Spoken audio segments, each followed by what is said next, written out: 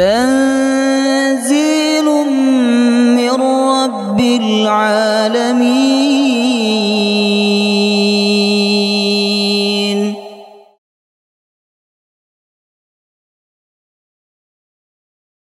يا أيها الذين آمنوا إذا قيل لكم تفسحوا في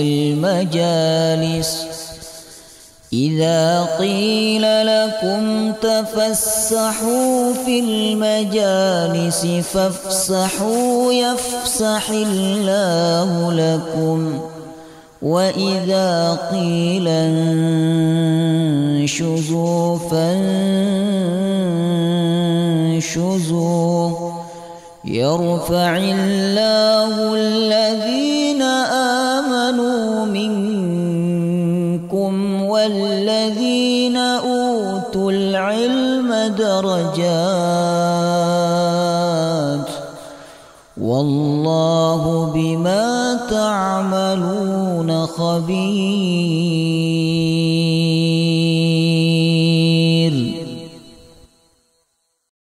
السلام عليكم ورحمة الله وبركاته. الحمد لله رب العالمين، نحمده ونستعينه ونستغفره ونعوذ بالله من شرور أنفسنا ومن سيئات أعمالنا. من يهده الله فلا مضل له ومن يضلل فلا هادي له.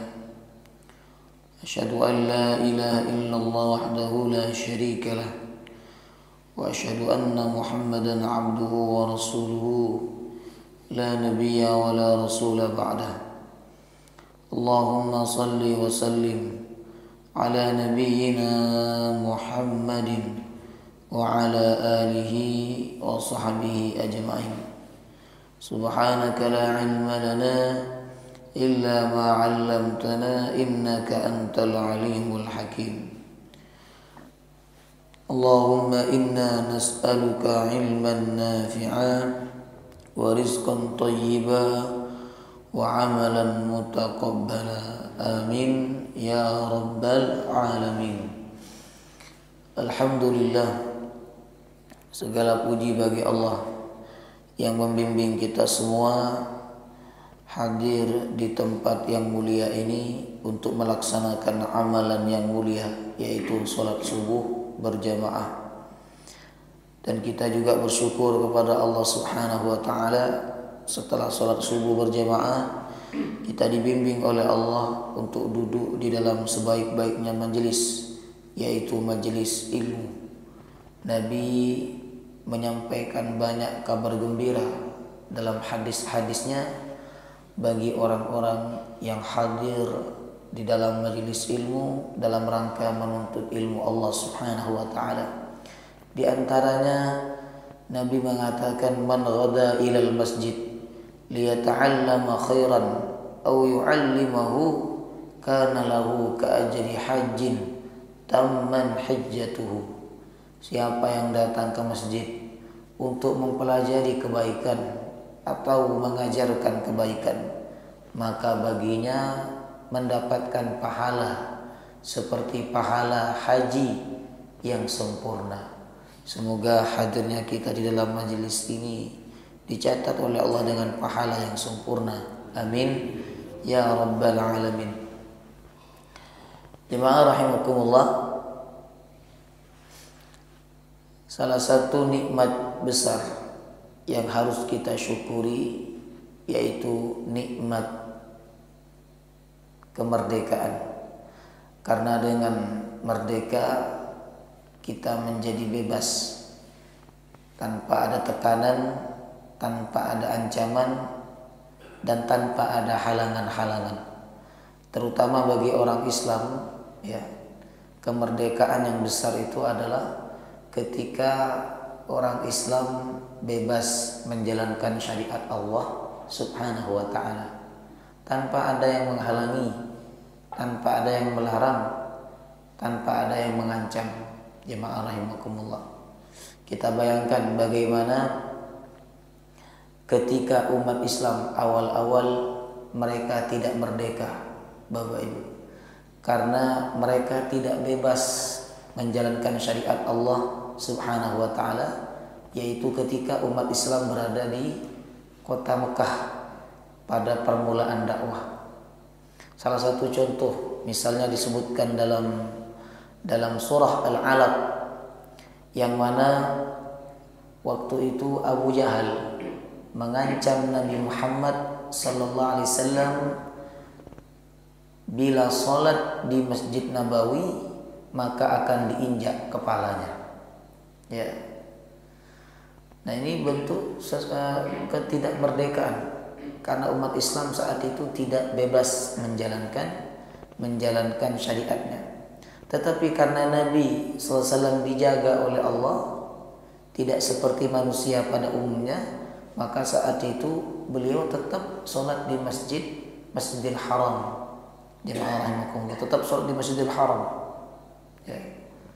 Karena syariat terdahulu, Bapak Ibu, pada awal-awalnya itu syariat Islam masih mengikuti syariat terdahulu awal-awalnya, yakni tidak boleh beribadah kecuali di tempat ibadah. Nah, waktu itu tempat ibadah adalah masjid. Jemaah rahimakumullah. Maka Nabi tetap sholat di Masjidil Haram. Ya. Nah, itu waktu Nabi sholat, orang-orang bilang ke Abu Jahal, "Wahai Abu Jahal, engkau adalah orang yang paling menepati janji. Engkau berjanji jika Muhammad sujud di Masjidil Haram di dekat Ka'bah, engkau akan menginjak kepalanya. Lihatlah, sekarang Muhammad lagi sujud di Masjidil Haram menghadap ke Ka'bah." Kemudian Abu Jahal datang. Ya, ternyata benar. Abu Jahal melihat Rasulullah SAW sedang sujud kepada Allah Subhanahu wa taala. Maka saat itu Abu Jahal melangkahkan kakinya untuk menginjak leher Rasulullah sallallahu alaihi wasallam.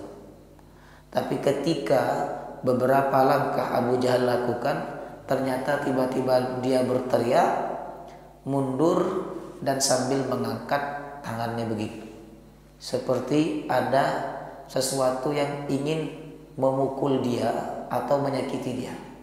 Ya. Dia mundur sambil menghalangi wajahnya dengan tangannya. Kemudian ditanya oleh orang-orang, "Ada apa dengan engkau?" Kata Abu Jahal, "Sungguh antara aku dan Muhammad ada parit yang isinya api.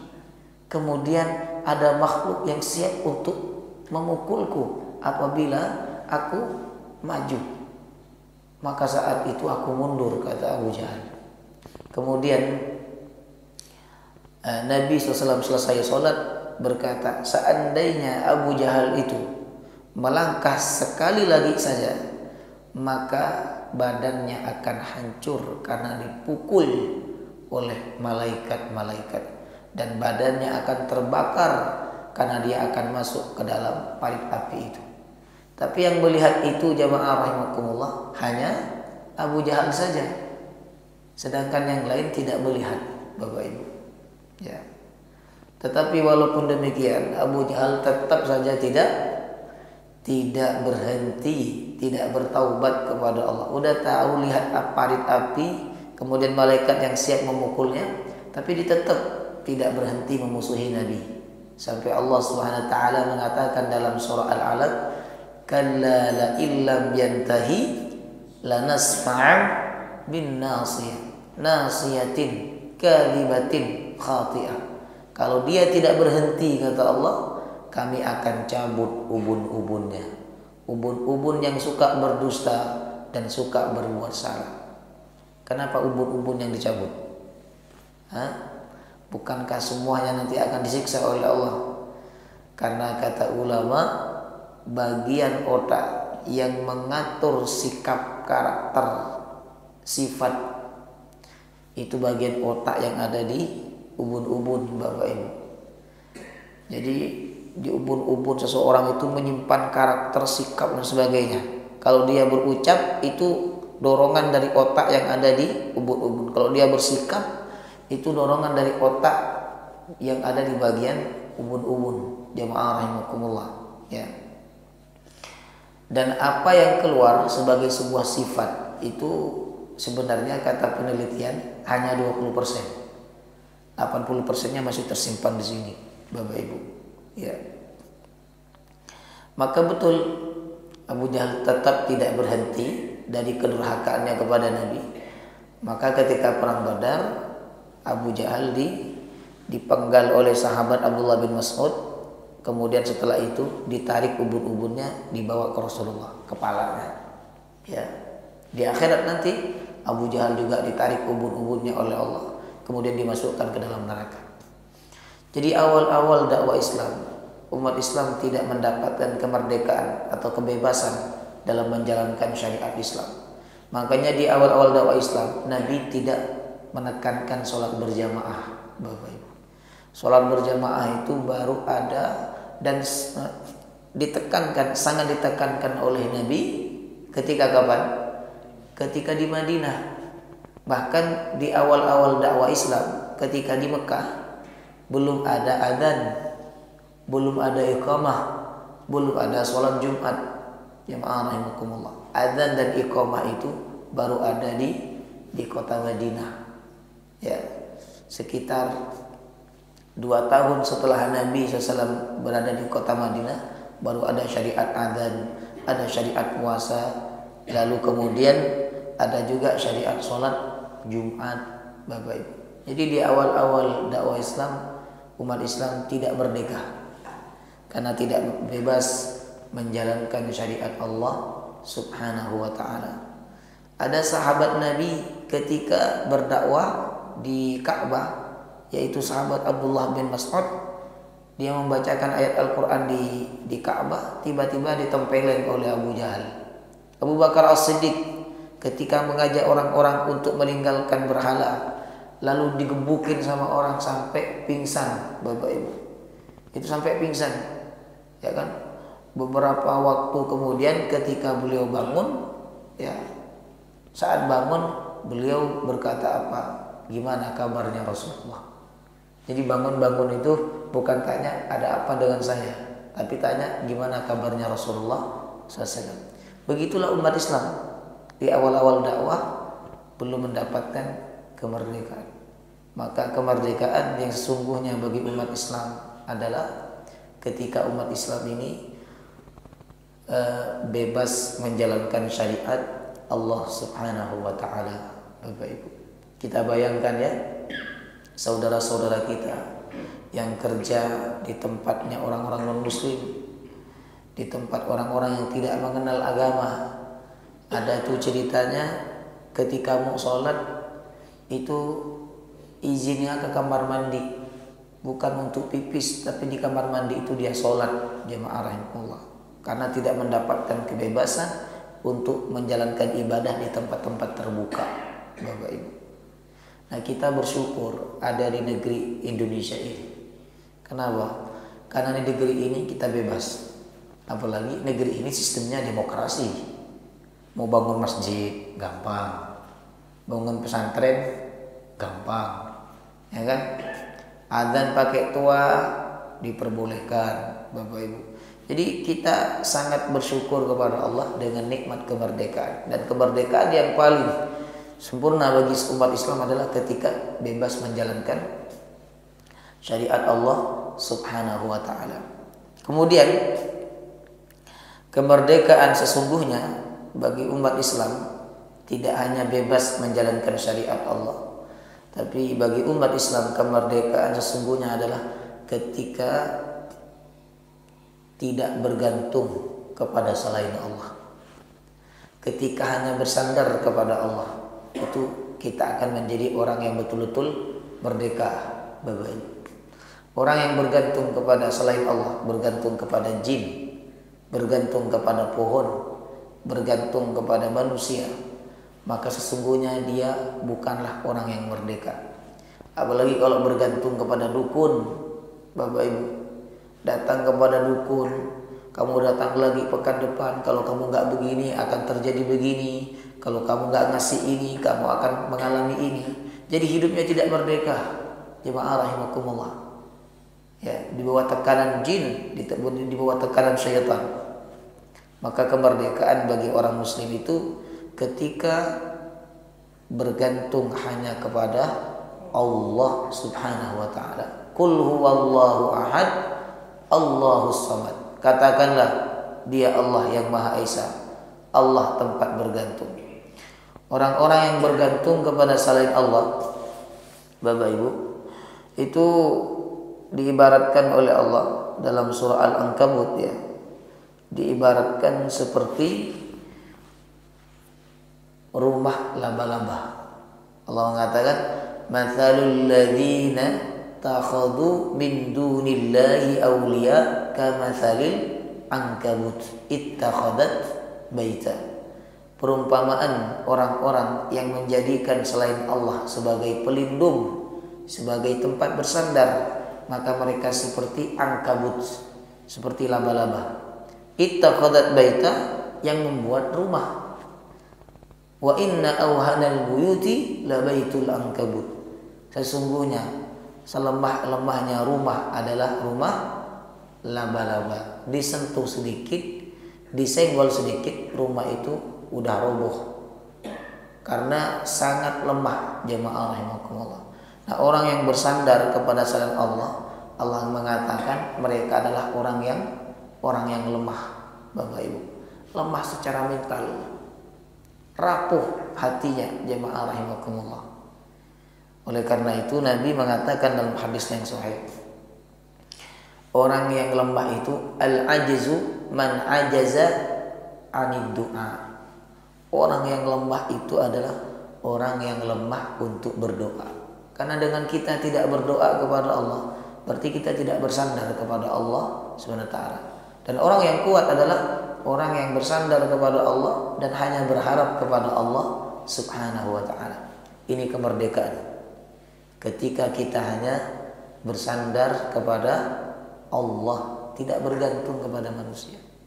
Kalau kita bergantung kepada manusia, Bapak Ibu, sungguh kita akan banyak kecewa. Karena manusia itu banyak kekurangannya. Kalau kita berharap kepada manusia, kita juga akan mengalami kekecewaan. Karena manusia itu banyak sekali tidak sesuai dengan harapan. Tapi kalau kita bergantung, berharap hanya kepada Allah SWT, Allah tidak akan mengecewakan kita. Apa kata Nabi? Innallaha hayyun karim. Allah itu maha malu dan maha mulia. Allah malu ketika hambanya mengangkat tangannya. Allah malu ketika hambanya mengangkat tangannya, lalu hambanya menutup tangannya dan menurunkan tangannya, sedangkan Allah tidak mengabulkan doanya. Allah malu, Bapak Ibu.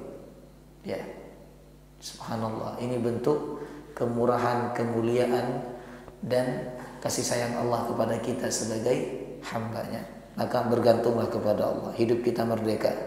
Kemudian yang ketiga, jemaah rahimakumullah, seorang muslim mendapatkan kemerdekaan yang sesungguhnya adalah, kata Nabi, ketika terbebas dari 8 perkara. Ya, ketika terbebas dari 8 perkara. 8 perkara ini disebutkan dalam doa yang sunnah kita baca setiap pagi. Allahumma inni a'udzubika minal hammi wal hazan wa a'udzubika minal ajzi wal kasal wa a'udzubika minal jubni wal bukhl wa a'udzubika min ghalabatid daini wa qahrir rijal. Ya Allah, aku berlindung kepadamu minal hammi wal hazan, dari gelisah, wal hazan, dan dari sedih yang berkepanjangan. Jadi bagi seorang muslim, kemerdekaan yang sesungguhnya itu adalah ketika dia terbebas dari ham. Ham itu gelisah. Orang gelisah itu merdeka buatan Bapak Ibu. Di rumah gelisah, di jalan gelisah, di kantor gelisah, bahkan di masjid gelisah. Jadi pikirannya kayak terkurung, dan tidak mendapatkan solusi, jemaah rahimakumullah. Nah, maka kehidupannya seperti orang yang tidak merdeka. Ya. Ham itu gelisah terhadap sesuatu yang belum terjadi. Tapi kita menyangka dan menduga bahwa sesuatu itu akan terjadi dan menyakitkan kita, membahayakan kita. Ini penyakit ham, Bapak Ibu. Ya kan? Kalau nanti begini bagaimana, begini bagaimana. Jadi dihantui oleh pikiran-pikiran negatif yang mana perkara negatif itu belum tentu terjadi dalam kehidupan dia. Jemaah rahimakumullah. Nah, orang beriman sebisa mungkin selamat dari ham, gelisah, Bapak Ibu. Ya kan? Kita nggak perlu gelisah tentang urusan rezeki kita. Kita nggak perlu gelisah tentang nasib anak-anak kita, karena mereka punya takdir masing-masing. Biarkanlah mereka menjemput takdirnya sendiri-sendiri. Jemaah rahimakumullah. Kita hanya berusaha mengarahkan, membimbing mereka ke jalan yang terbaik. Selebihnya biarkan mereka menjemput takdirnya sendiri-sendiri. Karena Allah mengatakan likulli syai'in qadara. Segala sesuatu itu ada takdirnya, Bapak Ibu. Bahkan daun yang jatuh itu enggak jatuh kecuali sudah ditakdirkan oleh Allah Subhanahu wa taala. Itu yang pertama. Yang kedua, dalam doa itu terbebas minal huzni, minal hammi wal hazan. Hazan artinya sedih. Ini sedih atas apa yang menimpa di masa lalu. Hazan itu sedih yang berkepanjangan, Bapak Ibu, sampai dalam tingkatan yang lebih tinggi itu depresi, kemudian stres, jemaah rahimakumullah. Nah, orang yang seperti ini bukanlah orang yang merdeka dalam pandangan Islam. Ya. Umat Islam itu sedih, ya sedih, tapi sedihnya sebentar, Bapak Ibu.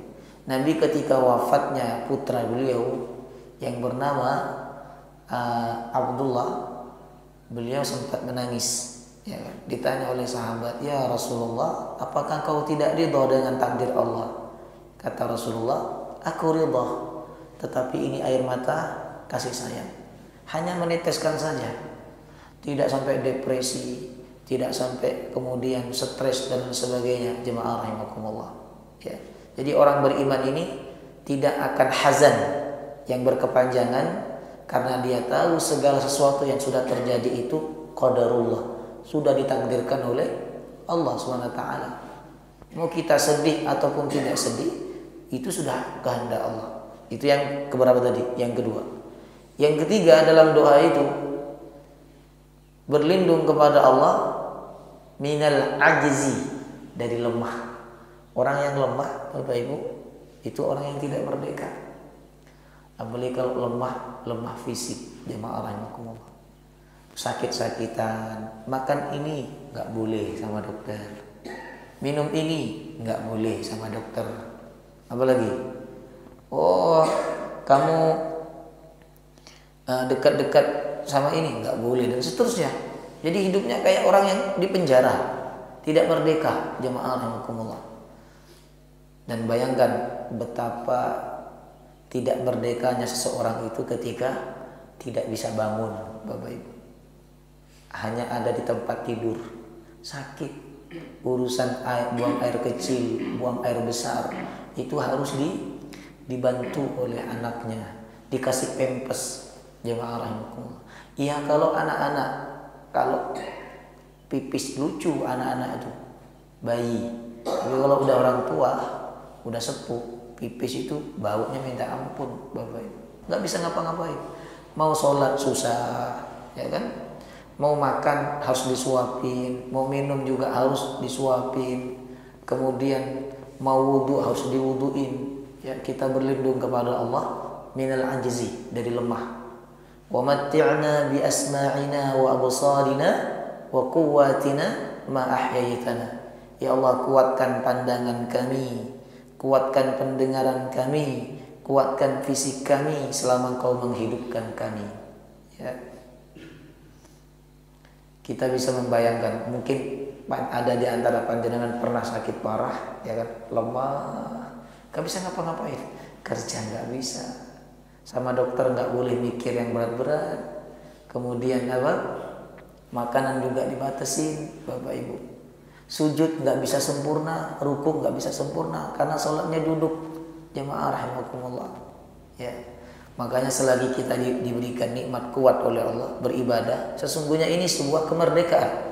Karena dengan nikmat kuat kita bisa kerja. Dengan nikmat kuat, dengan nikmat sehat kita bisa makan apa saja yang penting halal. Jemaah rahimakumullah. Dengan nikmat kuat, dengan nikmat sehat kita bisa beribadah kepada Allah dengan sempurna, Bapak Ibu. Itu yang ketiga. Yang keempat, berlindung dari kasal. Kasal itu apa namanya? Malas. Jemaah rahimakumullah. Orang malas itu orang yang tidak merdeka. Kenapa? Karena dia tidak bisa melawan dirinya sendiri. Semua orang itu merasa nyaman, Bapak Ibu, kalau dia nggak kerja, tapi ujungnya nanti akan sengsara. Orang yang malas bergerak, maka penyakit akan datang. Orang yang malas belajar, maka kebodohan akan datang kepadanya. Orang yang malas bekerja, maka kemiskinan, kefakiran, kesusahan ekonomi akan datang kepadanya.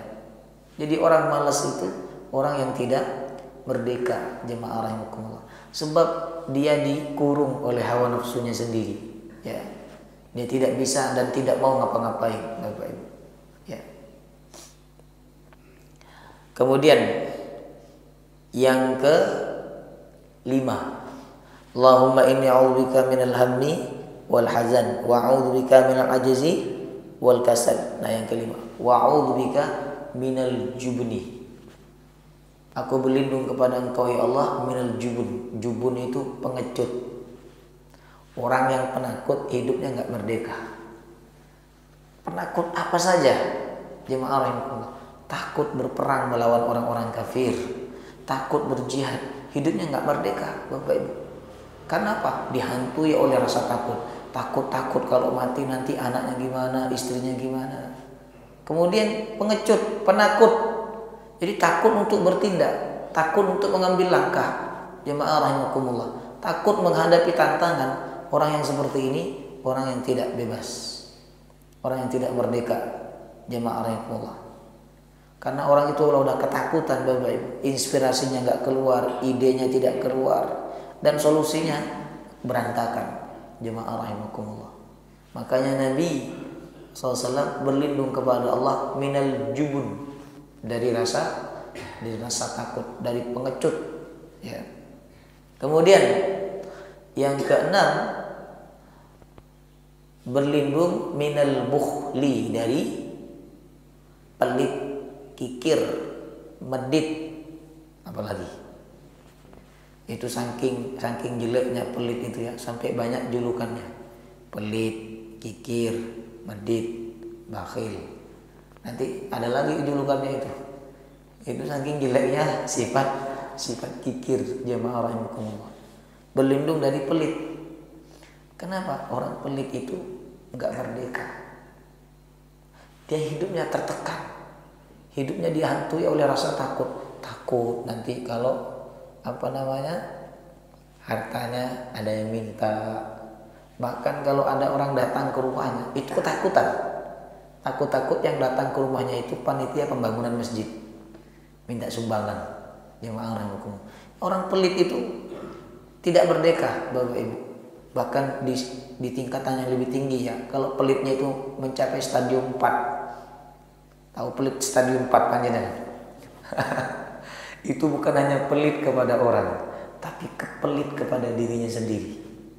Jadi sakit itu mau berobat ke dokter, ya kan, disuruh berobat ke dokter, nggak mau, Bapak Ibu. Kenapa? Duitnya takut habis. Akhirnya apa? Dia sakit-sakitan. Bahkan mohon maaf ya, saya pernah melihat seseorang, dia doktor PNS, tapi rumahnya berantakan, ya kan? Dan seperti tidak terurus. Padahal suami istri ini PNS, Bapak Ibu.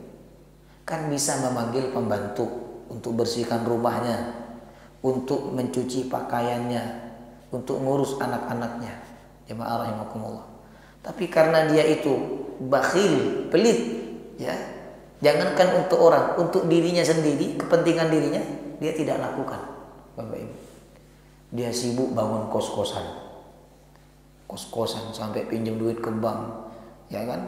Sibuk bangun kos-kosan, jemaah Allah. Sedangkan urusan dirinya, urusan keluarganya sudah tidak dipedulikan sama dia. Apa yang terjadi sekarang? Kena stroke, Bapak Ibu. Sudah nggak merdeka hidupnya, nggak bisa ngajar, kemudian jalan pelan sekali seperti orang mau jatuh. Jemaah rahimakumullah. Ya, kemudian apa? Ingatannya banyak yang hilang, Bapak Ibu. Ya. Jadi orang bakhil itu hidupnya nggak akan merdeka, tidak bebas. Makanya kalau apalagi orang bakhil itu Allah akan buat pikiran dan hatinya menjadi sempit. Kan dalam hadis begitu. Orang kalau menahan haknya orang lain, maka Allah akan buat hati dia sempit, pikirannya dia sumpek. Oleh karena itu jemaah rahimakumullah, kalau kita merasa pikiran kita sempit, hati kita sumpek, ya gelisah dan sebagainya, coba bukalah itu semua dengan sedekah, bersedekah. Mungkin kita udah lama nggak bersedekah, udah lama nggak berinfak, sehingga Allah buat hati kita tidak tenang, hati kita sempit. Seakan-akan hidup ini sempit banget dan seperti orang yang tidak merdeka. Nah, maka kemerdekaan yang sungguhnya bagi seorang muslim adalah ketika dia terbebas dari bakhil, dari kikir, ya. Kemudian yang ketujuh, Bapak Ibu, kemerdekaan yang sungguhnya di dalam doa itu adalah ketika kita terbebas min ghalabatid dain, dari lilitan hutang. Nah, ini kalau kita nggak terlilit hutang, berarti kita merdeka. Kalau punya hutang nggak apa-apa, Bapak Ibu. Yang parah itu adalah kalau terlilit ghalabah, itu terlilit hutang. Jadi di mana-mana punya hutang, ya kan? Ke ini punya hutang, ke sana punya hutang, ke situ punya hutang. Akhirnya ketika buka WA itu isinya orang nagih hutang semua. Ya. Kapan kamu bayar? Kapan kamu bayar? Orang yang terlilit hutang, Bapak Ibu, itu hidupnya nggak akan merdeka. Nggak akan merdeka. Apalagi kalau dia tidak punya niatan yang kuat untuk membayar hutang. Jemaah rahimakumullah. Saya punya teman ya, itu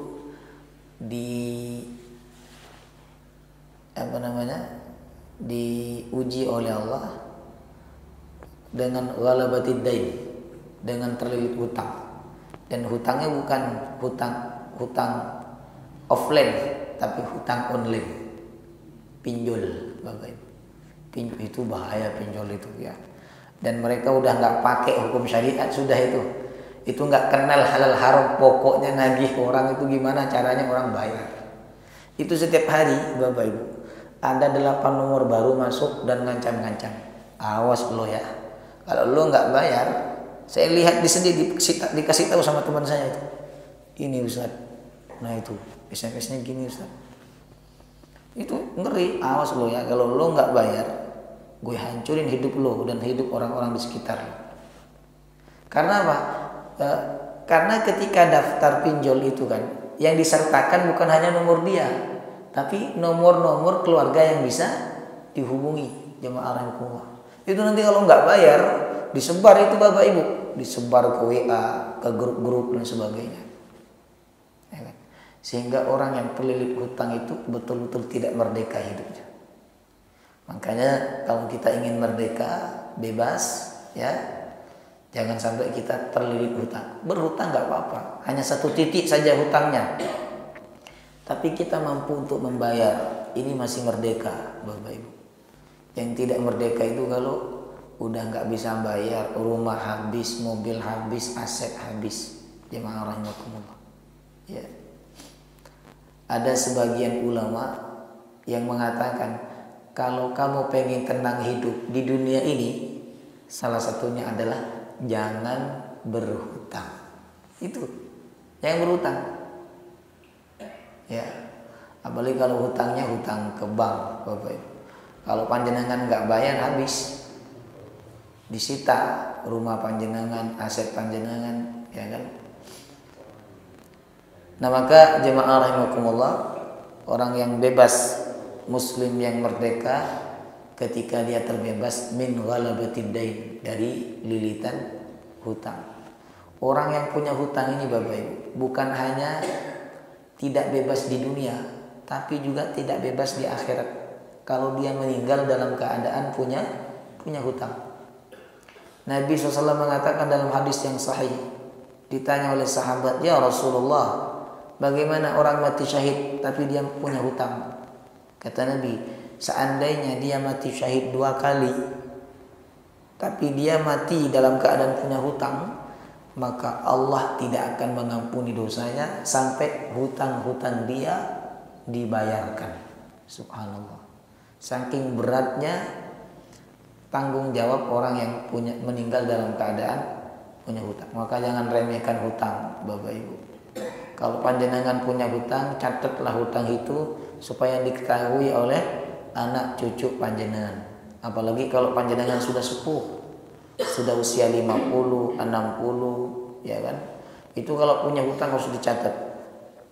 Kasih tahu anak, siapa tahu nanti kalau panjenengan sudah tidak ada umur, mereka sanggup untuk melunasi hutang-hutang panjenengan. Ya. Kemudian jemaah rahimakumullah, termasuk juga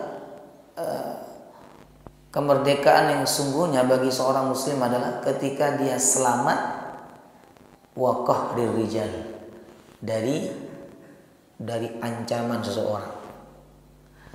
Jadi selamat dari ancaman, selamat dari teror, Bapak Ibu. Qahrir rijal itu kayak pemerasan. Jadi kita selamat dari pemerasan seseorang. Orang yang diperas hidupnya itu nggak merdeka, Bapak Ibu. Ya kan? Dan sekarang ini lagi marak-maraknya pemerasan, jemaah rahimakumullah. Ya kan? Makanya harus hati-hati. Diperas, Bapak Ibu. Apalagi saya dengar cerita itu ya, ada seseorang yang punya kesalahan, punya aib, kemudian kalau aib ini terbuka, jabatannya akan turun, kedudukannya akan runtuh di tengah-tengah manusia. Maka orang yang tahu aibnya dia, yang tahu celahnya dia ini memeras. Kalau enggak nanti saya akan buka aibmu, saya akan sebarkan di media sosial, jemaah rahimakumullah. Nah, orang yang seperti ini hidupnya tidak merdeka, Bapak Ibu, enggak merdeka hidupnya. Makanya kita berlindung kepada Allah wa qahrir rijal, dari pemerasan seseorang, dari ancaman, dari teror seseorang, jemaah rahimakumullah. Ya.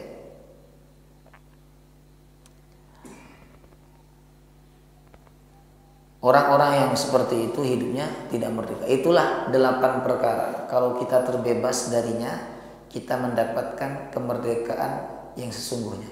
Pertama apa? Kegelisahan. Terbebas dari gelisah. Yang kedua stres. Kemudian yang ketiga lemah. Kemudian yang keempat malas. Yang kelima pengecut. Yang keenam kikir. Yang ketujuh terlilit hutang. Yang kedelapan pemerasan, ancaman dan teror dari orang lain. Kalau kita selamat dari 8 perkara itu, kita adalah orang muslim yang merdeka, jemaah rahimakumullah. Jadi orang muslim yang merdeka itu pertama tadi adalah yang bebas menjalankan syariat Allah, ya kan? Saya juga merasa merasa sakit hati, Bapak Ibu, ketika ada paskibra yang dilarang pakai jilbab, harus menanggalkan jilbabnya, ya kan? Sampai ada yang ditarik pulang ke daerahnya, jemaah rahimakumullah. Berarti kan negeri ini belum merdeka. Kenapa? Karena negeri ini masih membatasi orang untuk mempertahankan dan menjalankan prinsip-prinsip agamanya. Katanya merdeka itu kan bebas, jadi orang menjalankan agama sesuai kepercayaannya masing-masing. Jilbab itu bagian daripada agama, perintah agama. Jilbab itu bukan bagian daripada budaya orang Arab lalu kemudian dibawa ke Indonesia, bukan. Itu bagian daripada perintah agama, jemaah rahimakumullah. Kalau budaya orang Arab itu ya pakaian yang betul-betul memang budaya orang Arab dan kebiasaan orang Arab dari dulu adalah gamis ini, Bapak Ibu. Ini gamis ini pakaian kebiasaannya orang Arab. Abu Jahal pun pakai gamis, jemaah rahimakumullah, ya kan? Nah, dan Nabi kita SAW karena orang Arab, beliau juga memakai gamis. Tapi kalau jilbab, jemaah rahimakumullah, itu memang perintah dalam syariat. Itu memang syariat, ajaran agama, perintah agama, ya. Kalau ada institusi yang melarang paskibra perempuan atau wanita memakai jilbab, ini sesungguhnya telah melanggar nilai-nilai kemerdekaan.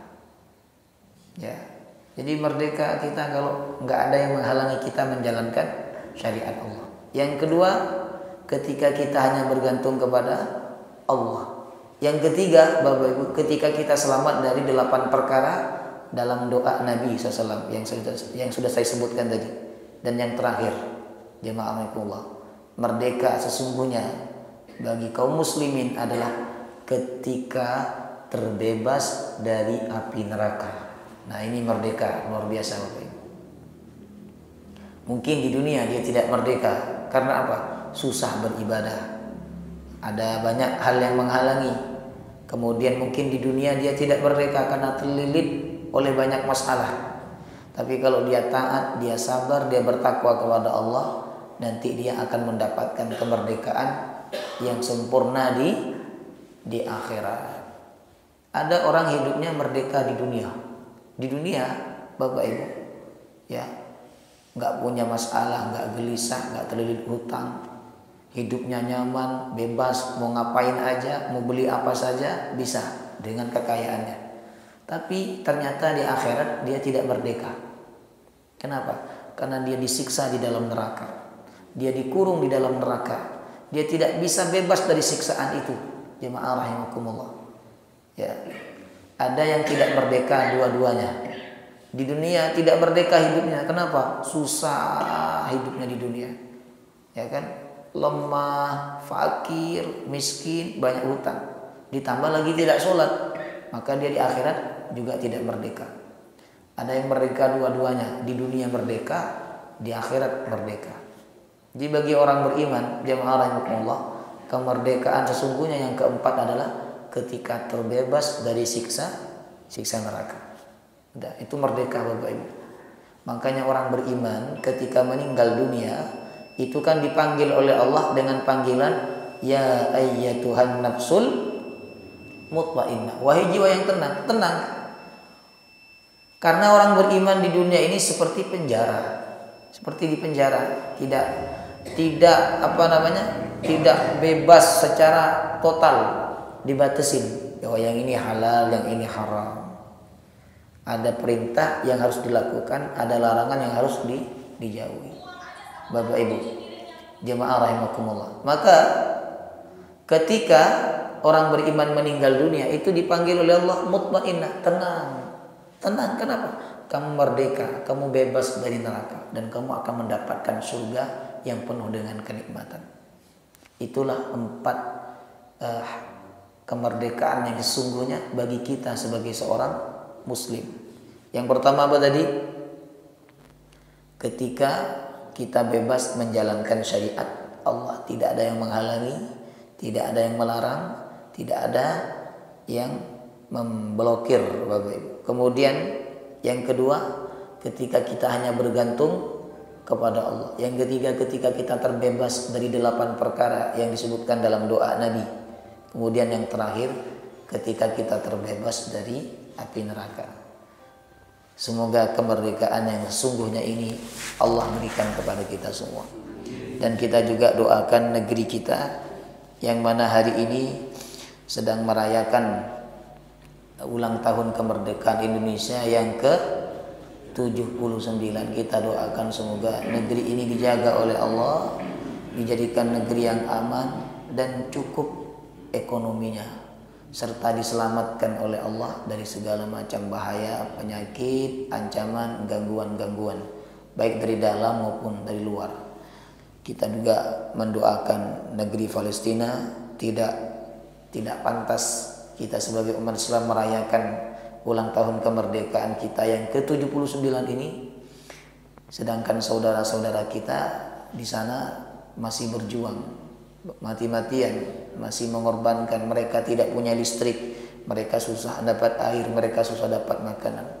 Makanya saya sarankan bila ada di antara panjenengan yang menjadi RT, yang menjadi ketua RW, kemudian hari ini upacara dengan warganya, dalam doa upacara itu selipkan doa untuk Palestina, Bapak Ibu.